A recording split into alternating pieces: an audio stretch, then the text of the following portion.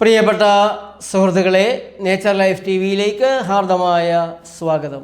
അടുക്കളയാണ് ആശുപത്രി, ആഹാരം പാചകം ചെയ്യുന്നവരാണ് ഡോക്ടർമാർ, ആഹാരമാണ് ഔഷധമെന്നാണ് ഞാൻ പഠിപ്പിക്കുന്നത്.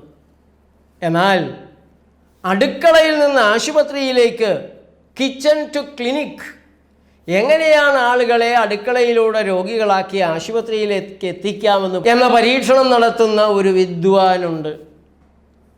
കോട്ടയത്താണ്, കാരി തിന്നുന്ന ഒരാളാണ്, ക്യാൻസർ ഹീലറാണ് എന്ന് അവകാശപ്പെട്ടുകൊണ്ട് ജനങ്ങളെ തെറ്റിദ്ധരിപ്പിക്കുന്നയാളാണ്. ആരായാലും ക്യാൻസർ ഹീലറാണ് എന്ന് പറയുന്നത് അൺഎത്തിക്കലാണ്, ഇല്ലീഗലാണ്, നിയമവിരുദ്ധമാണ്, ചതിയാണ്, വഴിതെറ്റിക്കലാണ്. ശരിക്കും അതൊരു ക്രിമിനൽ കുറ്റമാണ്.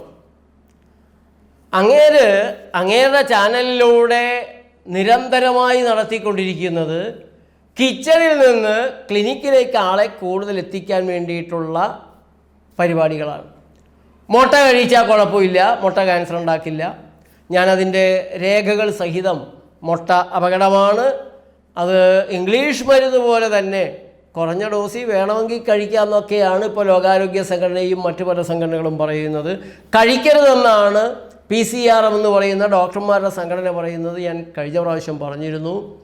ഇന്ന്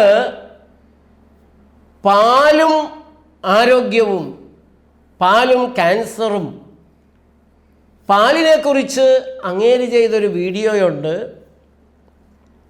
പാല് ഒരു പോഷകാഹാരമാണ്. പാലിനെക്കുറിച്ച് കുഴപ്പങ്ങളൊക്കെ പറയുന്നത് വെറുതെയാണ്. പാല് ലാക്ടോസ് ഇൻടോളറൻസ് ഉണ്ടാക്കും, അതേപോലെ ക്യാൻസർ ഉണ്ടാക്കുമെന്നെല്ലാം പറയുന്നത് വെറുതെയാണ്. നാട്ടാരെ, നിങ്ങൾ ധാരാളമായി പാല് കുടിക്കണം.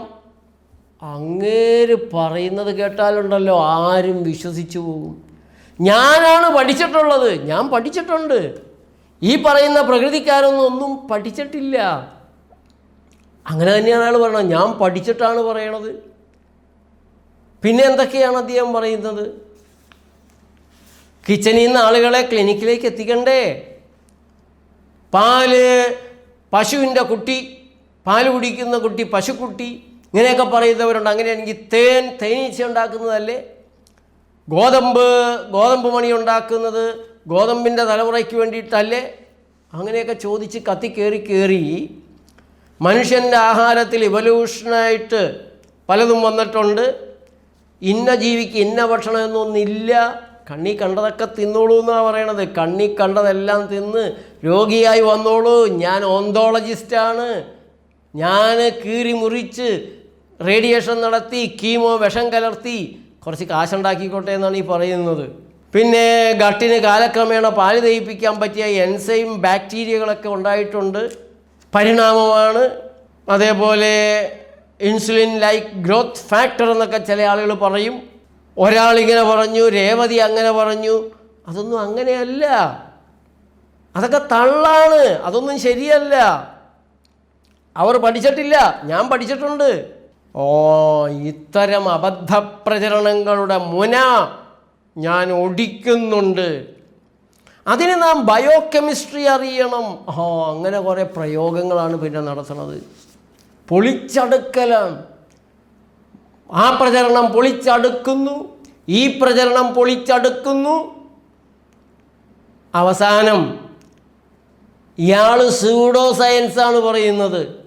ഇയാൾ പറയുന്നതല്ല സയൻസ്.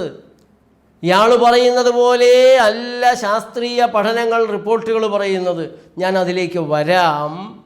അങ്ങേര് പ്രോട്ടീൻ ദഹിക്കുന്നതിനെക്കുറിച്ച് പറയുന്നുണ്ട്, പെപ്റ്റൈൻ ബോണ്ടിനെ കുറിച്ച് പറയുന്നുണ്ട്, ഡൈപെപ്റ്റൈഡിനെ കുറിച്ച് പറയുന്നുണ്ട്, ട്രൈപോളി, അങ്ങനെ പലതരത്തിൽ പ്രോട്ടീൻ എങ്ങനെയാണ് ദഹിക്കുന്നത് എല്ലാം പറയുമ്പോൾ അദ്ദേഹം പറയാത്തൊരു കാര്യം, പ്രോട്ടീനിൽ പല ക്വാളിറ്റിയുള്ള പ്രോട്ടീനുകളുണ്ട്.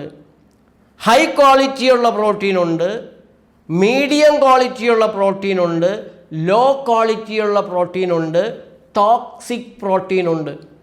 ഇങ്ങനെയുള്ള കാര്യങ്ങളൊന്നും പറയാതെയാണ് അദ്ദേഹം ജനങ്ങളെ തെറ്റിദ്ധരിപ്പിച്ച് കണ്ണി കണ്ടതെല്ലാം തീറ്റിച്ച് മുട്ട കഴിപ്പിച്ച് പാല് കുടിപ്പിച്ച് രോഗികളാക്കി 10 കാശുണ്ടാക്കാൻ നോക്കുന്നത്.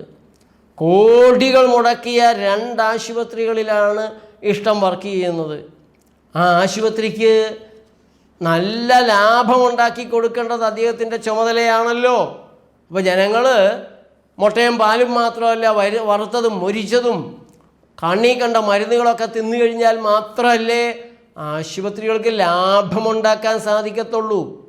അതുപോലെ അദ്ദേഹം പറയുകയാണ് 2020 സെവൻത്ത് ഡേ അഡ്വഞ്ചിസ്റ്റ് ഗ്രൂപ്പിൽ നടന്ന പഠനത്തിൽ, അതേപോലെ ഇൻ്റർനാഷണൽ ജേർണൽ ഓഫ് എപ്പിഡമോളജി അതിൽ ക്യാൻസർ ഉണ്ടാക്കും, പാല് ക്യാൻസർ ഉണ്ടാക്കുമെന്ന് പറഞ്ഞിട്ടുണ്ട്. പക്ഷെ അത് ഒബ്സർവേഷണൽ സ്റ്റഡിയാണ്, അതുകൊണ്ട് കാര്യമാവില്ല. അതിനുശേഷം ചൈനക്കാരിൽ നടന്നൊരു പഠനമുണ്ട്. അവർക്ക് ലാക്ടോസ് ഇൻടോളറൻസ് ഉള്ളവരാണ്.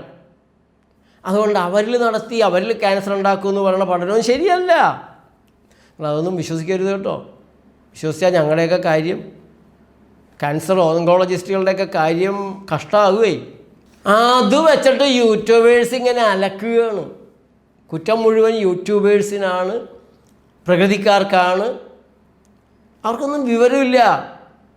ഇയാൾ മാത്രമാണ് പഠിച്ചിട്ടുള്ളത്. അയാൾ പഠിച്ചിട്ടുണ്ട്, അതുകൊണ്ട് നാട്ടുകാരെ നിങ്ങളതൊക്കെ വിശ്വസിച്ചോളണം. ACSFൻ്റെ ഒരു പഠനത്തിൽ, ആ പഠനങ്ങൾ അവർ പല 111 പഠനങ്ങൾ ഒരുമിച്ച് വെച്ചിട്ട് പഠിച്ചു കഴിഞ്ഞപ്പോൾ പാല് ക്യാൻസർ ഇല്ല എന്ന് തെളിഞ്ഞിട്ടുണ്ട്. 2023 ഒരു പഠനം വൻകുടൽ ക്യാൻസർ കുറയ്ക്കും, പാല് കുടിച്ചാൽ വൻകുടൽ ക്യാൻസർ കുറയുമെന്നും തെളിയിച്ചിട്ടുണ്ട്. അത് ശരിയുമാണ്, ആ പറയുന്നത് ശരിയാണ്. പക്ഷെ ആദ്യം പറയുന്ന കാര്യങ്ങൾ അത് നിങ്ങൾ കേൾക്കരുത്. ചില പഠനങ്ങളിൽ ക്യാൻസർ കൂടുമെന്നൊക്കെ പറയുന്നുണ്ട്, അതിലൊന്നും കാര്യമൊന്നുമില്ല. ഇങ്ങനെ ഒരു പഠനത്തിൽ കുറയുമെന്ന് കണ്ടിട്ടുണ്ട്, അതാണ് നിങ്ങൾ വിശ്വസിക്കേണ്ടത്. ഇതാണ് മൂപ്പിൻ്റെ ഭാഷ്യം. ക്യാൻസർ ചികിത്സയുടെ ഫലമായിട്ട് ബോൺ മിനറൽ ഡെൻസിറ്റി കുറയാൻ സാധ്യതയുണ്ട്. അപ്പോൾ എല്ലൊടിയാനുള്ള സാധ്യത കൂടും. ഇത് സ്വന്തം ചികിത്സയുടെ ഒരു കുഴപ്പം അത് അറിയാണ്ട് പാലിനെ രക്ഷിക്കാൻ വേണ്ടി പറഞ്ഞു പോയതാണ്. കീമോതെറാപ്പിയുടെ റേഡിയേഷൻ്റെയൊക്കെ ഫലമായിട്ട് എല്ലിൻ്റെ ബലം കുറയാൻ സാധ്യതയുണ്ട്. അത് കൂട്ടാൻ പാല് നല്ലതാണെന്നാണ് മൂപ്പിന്ന് സജസ്റ്റ് ചെയ്യുന്നത്. പക്ഷെ അതിന് ഏതെങ്കിലും ഒരു ശാസ്ത്രീയ പഠനത്തിൻ്റെ പിന്തുണ അദ്ദേഹം പറയുന്നില്ല. പിന്നെ ഗട്ട്, ലീക്കി ഗട്ട് അങ്ങനെയൊന്നും ഉണ്ടാവില്ല. പാല് സോറിയാസിസ് ഉണ്ടാക്കും, ഉണ്ടാക്കില്ല. പിന്നെ ചില ഹോർമോൺസ് പ്രായമാകുമ്പോൾ ശരീരത്തിൽ കുറയും, പക്ഷെ സ്ഥിരമായി കഴിച്ചുകൊണ്ടിരുന്നാൽ കുറയത്തില്ല. പിന്നെ പാലിൽ 250 ml പാലിൽ എന്തൊക്കെയുണ്ട്, അങ്ങനെ കുറേ കാര്യങ്ങളാണ് അദ്ദേഹത്തിൻ്റെ വീഡിയോയിൽ അദ്ദേഹം പറയുന്നത്. അപ്പോൾ ഇതിൻ്റെ ശരിയായ ശാസ്ത്രം പറയുന്നത് എന്താണെന്ന് നമുക്ക് നോക്കാം. ശാസ്ത്രം എന്ത് പറഞ്ഞാലും അനുഭവം നല്ലതല്ല എങ്കിൽ ശാസ്ത്രത്തിൽ നന്നായി കണ്ടതുകൊണ്ട് ഞാൻ പെട്ടെന്നുണ്ടാകുന്ന അപകടങ്ങളിൽ, പെട്ടെന്നുണ്ടാകുന്ന അസ്വസ്ഥതകളിൽ മരുന്നുകൾ ഉപയോഗിക്കുന്നതിലൂടെയാണ് പലരും ആന്തരാവയവങ്ങളെ തകർത്തെടുക്കുന്നത്. പ്രത്യേകിച്ച് വേദനയ്ക്ക് വേദനാസംഹാരികൾ കഴിക്കുമ്പോൾ നിങ്ങളുടെ കരളിനും വൃക്കകൾക്കും കേടുപറ്റുന്നുണ്ട്. അതുകൊണ്ട് തന്നെ പ്രകൃതി പ്രഥമ ചികിത്സകൾ എന്നുള്ള എൻ്റെ ഈ പുസ്തകം നിങ്ങൾക്ക് ഏറ്റവും കൂടുതൽ ഉപകാരപ്പെടുമെന്നുള്ള കാര്യം എനിക്കുറപ്പാണ്. പുസ്തകം തപാലിൽ നിങ്ങൾക്ക് വരുത്താം, ഓൺലൈനിൽ വരുത്താം. 9496044503 അതിലേക്ക് ഒരു വാട്സപ്പ് മെസ്സേജ് നിങ്ങളുടെ അഡ്രസ് സഹിതം ഒന്ന് അയച്ചാൽ എൻ്റെ 14 പുസ്തകങ്ങൾ നിങ്ങൾക്ക് അതിലൂടെ വരുത്താൻ സാധിക്കും. ഇന്ന് തന്നെ ഈ പുസ്തകത്തിന് ഓർഡർ നൽകണം. 250 രൂപയാണ് ഈ പുസ്തകത്തിൻ്റെ വില. ശാസ്ത്രത്തിൽ നന്നായി കണ്ടതുകൊണ്ട് ഞാൻ കുടിക്കും എന്ന് പറഞ്ഞ് കുടിക്കുന്ന ആരെങ്കിലും ഉണ്ടാവുമോ എന്ന് എനിക്കറിയില്ല. നമ്മൾ നമ്മുടെ അനുഭവം കൂടെ നോക്കണം. പഠനം അതിനുശേഷമാണ്, അനുഭവമാണ് ആരോഗ്യത്തിൻ്റെ കാര്യത്തിൽ ഏറ്റവും പ്രധാനമുള്ളത്. കാരണം നാളെ ഈ പഠനങ്ങളൊക്കെ ഇവർ മാറ്റി പറഞ്ഞു എന്ന് വരും, തിരുത്തി പറഞ്ഞു എന്ന് വരും, തിരിച്ചും മറിച്ചും ഒക്കെ പറഞ്ഞു എന്ന് വരും. അനുഭവിച്ചു കഴിഞ്ഞാൽ തകരുകയല്ലേ, അനുഭവിക്കുകയല്ലേ നിവൃത്തിയുള്ളൂ. അതുകൊണ്ട് ഇത്തരത്തിലുള്ള പഠനങ്ങൾ ആര് പറഞ്ഞാലും ഞാൻ പറഞ്ഞാലും നിങ്ങൾ നിങ്ങളുടെ അനുഭവത്തിൽ എങ്ങനെയാണ് എന്ന് നിരീക്ഷിച്ച് ബോധ്യപ്പെടണം. അതാണ് എനിക്ക് ആദ്യം പറയാനുള്ളത്. ഞാൻ പറയുമ്പോൾ അത് ന്യായമായും പ്രകൃതി ജീവനത്തിൻ്റെ ഒരു ഭാഗത്തേക്ക് ചാഞ്ഞു പോകും. ഞാൻ എത്ര പക്ഷപാതരഹിതമായി പറയാൻ നോക്കിയാലും അത് ജനങ്ങളുടെ ആരോഗ്യം എന്ന ഭാഗത്തേക്ക് ചരിഞ്ഞിരിക്കും. നമ്മളുടെ ക്യാൻസർ ഹീലർ എന്ന തട്ടിപ്പ് അവകാശവാദക്കാരൻ്റെ പറച്ചിലിൽ സ്വാഭാവികമായിട്ടും അത് ചികിത്സയിലേക്ക്, കിച്ചൺ ടു ക്ലിനിക്കിലേക്ക് നീങ്ങിയിരിക്കും. ഞാൻ പറയുന്നത് ക്ലിനിക് ടു കിച്ചൺ, ആശുപത്രിയിൽ നിന്ന് അടുക്കളയിലേക്ക് പോരുക എന്നാണ് ഞാൻ പറയുമ്പോൾ വരുന്നത്. അദ്ദേഹം പറയുമ്പോൾ അടുക്കളയിൽ നിന്ന് നിങ്ങൾ ആശുപത്രിയിലേക്ക് എത്തുക എന്ന രീതിയിൽ അദ്ദേഹം തന്നെ അത് തുറന്നു പറയുന്നുണ്ട്. അപ്പോൾ എന്താണ് ഇതിൻ്റെ ശാസ്ത്രം? എന്താണ് പാലിനെക്കുറിച്ചുള്ള ശരിയായ അവസ്ഥ? ഒരു കാര്യം ഞാൻ ആദ്യം സമ്മതിക്കാം, രണ്ട് ഭാഗത്തുമുള്ള പഠന റിപ്പോർട്ടുകളുണ്ട്. പാല് നല്ലതല്ല, കുടിക്കരുത് എന്ന് പറയുന്ന റിപ്പോർട്ടുകളുണ്ട്. പാല് നിർബന്ധമാണെങ്കിൽ കുടിക്കാം, പക്ഷേ വളരെ കുറഞ്ഞ അളവിൽ, ഒരു ചെറിയ ഗ്ലാസ്സിൽ കൂടുതൽ ഒരു ദിവസം കഴിക്കരുത് എന്ന് പറഞ്ഞ് പാൽ കർഷകരെയും ക്ഷീര കർഷകരെയും സുഖിപ്പിച്ച്, സത്യത്തെയും സുഖിപ്പിച്ച് അങ്ങനെയുള്ള മധ്യമ റിപ്പോർട്ടുകളുണ്ട്. പാല് ഒരു കുഴപ്പം ഉണ്ടാക്കില്ല എന്ന് പറയുന്ന ഇൻഡസ്ട്രിയൽ റിപ്പോർട്ടുകളുമുണ്ട്. അപ്പോൾ ആദ്യം നമ്മൾ നോക്കുന്നത് പാലിൻ്റെ മേഖലയിൽ യഥാർത്ഥത്തിൽ എന്താണ് അതിൻ്റെ താല്പര്യങ്ങൾ, അതിൻ്റെ കച്ചവടം എന്താണ്, വരുമാനം എന്താണ്. ആർട്ടിഫിഷ്യൽ ഇൻ്റലിജൻസിനോട് ഞാൻ ചോദിച്ചു, എന്താണ് ഈ പഠനങ്ങൾക്ക് പിന്നിലുള്ള ഇൻഡസ്ട്രിയൽ ഫണ്ടിങ്? അപ്പോൾ ആർട്ടിഫിഷ്യൽ ഇൻ്റലിജൻസ് പറയുന്നത് approximately 22-32% of published studies on milk and commercial milk products involve some form of industry funding or participation. ഇപ്പോൾ നിലവിലുള്ള പാല് പഠനങ്ങളിൽ, പാലുൽപ്പന്ന പഠനങ്ങളിൽ 22% മുതൽ 32% വരെ പാൽ ഇൻഡസ്ട്രിയുടെ, പാൽ വ്യവസായത്തിൻ്റെ നേരിട്ടുള്ള ഫണ്ട് കൊണ്ടോ അല്ലെങ്കിൽ അവരുടെ പങ്കാളിത്തത്തോടെയുള്ളതോ ആണ്. മൊത്തം ഫണ്ടും നൽകി നടത്തിയിട്ടുള്ള പഠനങ്ങളിൽ 22 തുടങ്ങി 24% പാൽ വ്യവസായികളുടെ ഫണ്ട് അല്ലെങ്കിൽ മരുന്ന് കമ്പനികളുടെ ഫണ്ട്. ജനങ്ങൾ പാല് കുടിക്കണം എന്നുള്ള കാര്യത്തിൽ പാല് ഉണ്ടാക്കുന്ന വ്യവസായികൾക്ക് മാത്രമല്ല മരുന്ന് കമ്പനികൾക്കും വലിയ താല്പര്യമുണ്ട് എന്നാണ് ഇതിൻ്റെ അർത്ഥം. അത് ഗവൺമെൻറ്റിൻ്റെ ബോഡിയാണ്, യൂണിവേഴ്സിറ്റിയുടെ ഗ്രാൻഡാണ്, അതല്ല എങ്കിൽ ന്യൂട്രൽ നോൺ പ്രോഫിറ്റ് ഓർഗനൈസേഷൻ്റെ ഫണ്ടാണ്. ഇത് പറയുമ്പോൾ മറ്റൊരു കാര്യം നമ്മൾ ഉള്ളിൽ വയ്ക്കണം. അപ്പോൾ 39-47 വരെ ശതമാനം, പകുതിയോളം നമുക്ക് ഫണ്ട് വാങ്ങാത്ത പഠനങ്ങളുണ്ടെന്ന് പറയുമ്പോൾ പ്രോജക്റ്റിന് ഫണ്ട് വാങ്ങിയിട്ടില്ല എങ്കിലും മരുന്ന് കമ്പനികളുടെ കൈക്കൂലി അടിയിലൂടെ പഠനത്തിന് നിൽക്കുന്ന ആളുകളെ സ്വാധീനിക്കാൻ വേണ്ടിയിട്ട് വന്നിട്ടുണ്ടോ ഇല്ലയെന്ന് പറയാൻ പറ്റില്ല. അത് മരുന്ന് കമ്പനികളുടെ അല്ലെങ്കിൽ അവരുടെ മുഖംമൂടി കമ്പനികളുടെ സയൻറ്റിഫിക് റിസർച്ച് നടത്തുന്നവരാവാം, അവരുടെ പ്രഭാഷണങ്ങൾ നടത്തുന്നതിന് കൂലി കിട്ടുന്നവരാവാം, അല്ലെങ്കിൽ വിദേശ യാത്രകൾ, നമ്മുടെ നാട്ടിലെ ഡോക്ടർമാർക്കെല്ലാം തുരുതുരാ കിട്ടുന്നത് പോലുള്ള വിദേശ യാത്രകളും സമ്മാനങ്ങളും കാറും വീടും കൊടുക്കുന്നതാവാം. അങ്ങനെ വല്ലതും നടന്നിട്ടുണ്ടോ ഇല്ലെന്ന് പറയാൻ പറ്റില്ല. പഠനത്തിന് നേരിട്ട് ഫണ്ട് കിട്ടിയിട്ടില്ല എന്ന് മാത്രമേ ഉള്ളൂ. മിക്സ്ഡ് ഓർ അൺഡിസ്ക്ലോസ്ഡ് ഫണ്ടിങ്, ഇടകലർന്ന് ഫണ്ടും കിട്ടിയിട്ടുണ്ട്, വ്യവസായികളുടെയും കിട്ടിയിട്ടുണ്ട്, ഇതും കിട്ടിയിട്ടുണ്ട്. അല്ലെങ്കിൽ ഫണ്ട് എവിടെ നിന്നാണെന്ന് പുറത്ത് പറയാത്ത പഠനങ്ങൾ എത്രയുണ്ട്. അത് 25 തുടങ്ങി 32% പഠനങ്ങൾ അങ്ങനെയുള്ളതാണ്. ആരോഗ്യത്തിൻ്റെ മേഖലയിൽ ഇത് തന്നെയാണ് എല്ലാ കാര്യത്തിലെയും പഠനങ്ങളുടെ ശതമാനം. മുട്ടയുടെ കാര്യത്തിലാണെങ്കിലും ഏതാണ്ട് 50% കൂടുതലും ഇൻഡസ്ട്രിയുടെ പഠനങ്ങളാണ് എന്ന് നമ്മൾ കണ്ടതാണ്. ഇനി ഇൻഡസ്ട്രി ഫണ്ടിങ്, അതിലെ കൺക്ലൂഷൻ, വിലയിരുത്തൽ, നിഗമനം, രത്നച്ചുരുക്കം എന്തായിരിക്കും? 2025 2026 വന്നിരിക്കുന്നതുമായിട്ടുള്ള കുറച്ച് റിവ്യൂസ് ഹൈലൈറ്റ് ചെയ്യുന്നത് ഫണ്ടിങ് സോഴ്സ് ഉള്ളപ്പോൾ റിസൾട്ടുകൾ വളരെ പോസിറ്റീവായിരിക്കും. ആർക്ക്? ഫണ്ട് നൽകുന്നവർക്ക്. 2024 41.8% പഠനങ്ങളിലും വ്യാവസായിക താൽപ്പര്യങ്ങളാണ് മുന്നിട്ട് നിന്നത് എന്നൊരു പഠനത്തിൽ തെളിയുന്നുണ്ട്. 2026 ഒരു പഠനത്തിൽ 9% പഠനങ്ങളിലും കോൺഫ്ലിക്റ്റ് ഓഫ് ഇൻട്രസ്റ്റ് രേഖപ്പെടുത്തിയിട്ടില്ല. കുട്ടികൾക്ക് മാത്രമാണ് പ്രകൃതി പാല് വിധിച്ചിട്ടുള്ളത്, ഉദ്ദേശിച്ചിട്ടുള്ളത്. അപ്പോൾ വളർന്നു കഴിയുമ്പോൾ അത് കുറയുന്നു, ഇല്ലാതാകുന്നു. അല്ലായെങ്കിൽ തന്നെ മനുഷ്യൻ്റെ പാല് ദഹിപ്പിക്കാനുള്ള സംവിധാനങ്ങളാണ്, മൃഗപ്പാല് ദഹിപ്പിക്കലല്ല എന്ന ഒരു ഭാഗവും നമ്മൾ കാണേണ്ടതുണ്ട്. അതിൻ്റെ ഫലമായിട്ട് വയറ് വീർക്കാം, ഗ്യാസ്, വയറിളക്കം, കൊളുത്തിപ്പിടുത്തം, വയറുവേദന, മലബന്ധം, അങ്ങനെയുള്ള പല തകരാറുകളും വരാം. ഇത് പാല് കുടിക്കുന്ന 65% ആളുകൾക്കുള്ള ഒരു പ്രയാസമായിട്ടാണ് പറയുന്നത്. പക്ഷേ ഇതിനെല്ലാം ആളുകൾ ഓരോ മരുന്നെടുത്ത് കഴിയും. അതെന്തോ രോഗമാണ്, പാല് കുടിച്ചതിന് ശേഷമാണ് ഇതുണ്ടായത് എന്നുള്ള ചിന്ത. കാരണം പാല് സമ്പുഷ്ട ഭക്ഷണമാണ്, പോഷകാഹാരമാണ്.